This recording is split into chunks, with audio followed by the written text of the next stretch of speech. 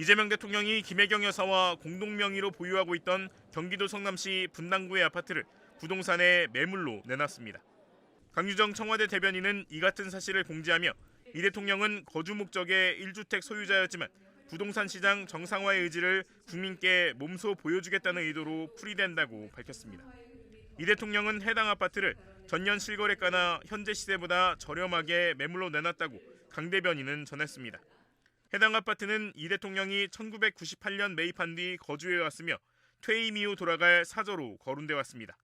청와대 관계자는 평소 말씀대로 집을 갖고 있는 게 더 손해라고 생각해서 매물로 내놓으신 것 같다며 집을 판 돈으로 ETF 또는 다른 금융 투자를 하는 게 훨씬 더 경제적으로 이득이라고 생각하신 것으로 보인다고 말했습니다. 또 임기를 마친 시점에서 집을 다시 살 때 그 시점의 가격이 더 떨어진 가격이라면 그것도 경제적으로 이득이라고 생각하신 것 같다고 덧붙였습니다.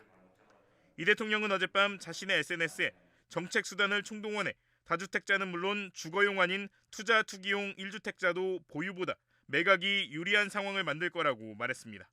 그러면서 정부 정책을 따른 사람이 손해보지 않도록 할 것이라며 이재명은 한다, 말한 것은 지킨다고 거듭 강조했습니다. 앞서 보수 야권에서는 이 대통령부터 똘똘한 채를 쥐고 버티는 것처럼 보인다며 보유 주택을 매각하라, 그래야 정책의 신뢰성이 생길 것이라고 요구해왔습니다.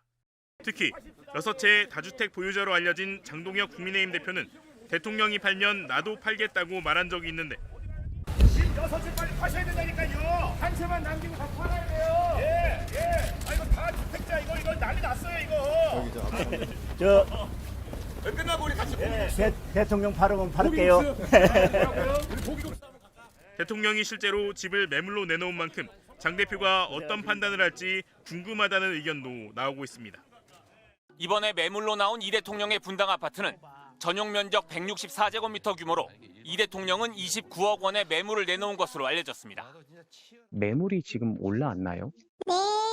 매물 올라왔어요? 네이버에 네. 매물이 없던데요?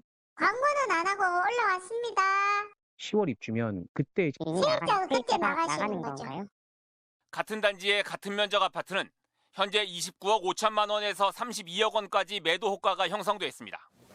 이런 가운데 주택 6채를 보유한 국민의힘 장동혁 대표가 앞서 이 대통령부터 집을 팔라며 이렇게 말한 적이 있는데 다 주택자 이거 난리 났어요 이거. 대통령 발음은 바를게요. 이 대통령이 실제로 집을 팔겠다고 내놓자 조국혁신당과 진보당 등 범여권은 이제 장동혁 대표의 차례라며 비거주 주택들을 즉각 매각하라고 압박했습니다. MBC 뉴스 이기주입니다. 오늘 새벽 1시 반쯤 이재명 대통령이 SNS에 게시물을 올렸습니다. 집은 투자 수단일 수도 있지만 기본적으로 주거 수단이라며 글을 시작한 뒤 자신에게 분당 아파트를 팔고 주식을 사라는 야당의 비난이 담긴 기사를 공유했습니다.